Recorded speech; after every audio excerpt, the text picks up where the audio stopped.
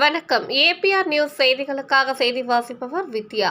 திருத்தணி சட்டமன்ற தொகுதிக்கு உட்பட்ட பள்ளிப்பட்டு பேரூராட்சியில் வாக்குச்சாவடி மையம் அரசு பள்ளி அருகில் நரிக்குறவர் மக்களிடம் முரசு சின்னத்திற்கு ஓட்டு கேட்ட திமுக கவுன்சிலர்கள், நரிக்குறவர் மக்களே, அவர்களின் நம்பாதீர்கள், உங்களை இருப்பிடத்தை விட்டு வெளியேற்றி உங்களை போராட வைத்தவர்கள் என்று பிஜேபியை சேர்ந்த பிரமுகர் தெரிவித்ததால் இரண்டு தரப்புக்கும் மோதல் ஏற்பட்டு பிஜேபி பிரமுகரை திமுக கவுன்சிலர்கள் 20க்கும் மேற்பட்டோர் ஒன்றிணைந்து பிஜேபி பிரமுகரை அடித்து துவைத்து காயம் ஏற்படுத்தி கொலைவெறி தாக்குதல் நடத்தியுள்ளனர்.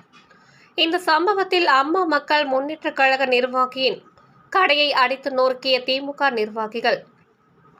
சிசிடிவி காட்சிகள் வெளியாகி இந்த சம்பவம் பெரும் பரபரப்பை ஏற்படுத்தியுள்ளது.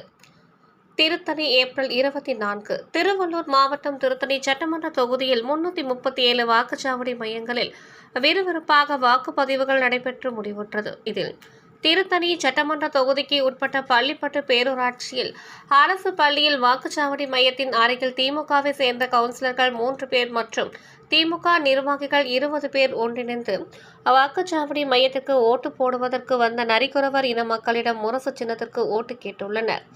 அப்போது அங்கு இருந்த பிஜேபியை சேர்ந்த நிர்வாகி கிரண் என்பவர், நரிக்குறவர் மக்களே, திமுக அவர்களிடம் ஏமாந்து விடாதீர்கள், இரட்டை இலைக்கு வாக்கு போடுங்கள். காரணம், 3 மாதத்துக்கு முன்பு உங்கள் இருப்பிடத்தை விட்டு உங்களை துரத்தி அடித்தவர்கள் இந்த திமுக காரர்கள். உங்களுக்கு 5 வருடமாக எந்த நன்மையும் செய்யவில்லை, அவர்களுக்கு ஓட்டு போடாதீர்கள் என்று பிஜேபி பிரமுகர் தெரிவித்துள்ளார். இதனால் ஆத்திரமடைந்த திமுக கவுன்சிலர்கள் மற்றும் 20க்கும் மேற்பட்ட திமுக நிர்வாகிகள் ஒன்றிணைந்து அம்மா மக்கள் முன்னேற்ற கழக நகர செயலாளர் அவரது கடையில் அருகில் அமர்ந்திருந்த பிஜேபி பிரமுகரை அடித்து துவைத்து கொலைவெறி தாக்குதல் நடத்தி பிளாஸ்டிக் பைப்பால் துரத்தி அடித்துள்ளனர்.